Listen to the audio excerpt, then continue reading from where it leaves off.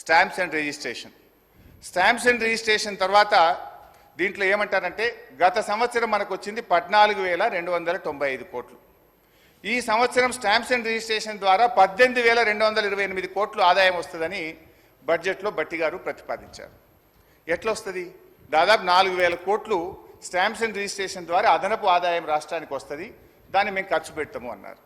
నేను అడుగుతా ఉన్న గౌరవనీయులు బట్టి గారు, ఒకవైపు ఏమో మీరు వచ్చిన తర్వాత గత 8 మాసాలుగా చూస్తే మంత్ ఆన్ మంత్ మనకు స్టాంప్స్ అండ్ రిజిస్ట్రేషన్ ద్వారా వచ్చే ఆదాయం తగ్గుముఖం పట్టింది.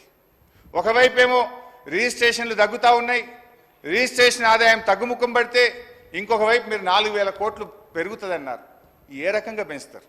అంటే మీరు వ్యవసాయ భూములు, రైతుల చేతుల్లో ఉండే వ్యవసాయ భూములకు భూముల ధరలు పెంచుతారా? Registration fee పెంచుతారా? పేద మధ్యతరగతి ప్రజలు కొనుక్కునే అపార్ట్మెంట్ల మీద వాళ్ళ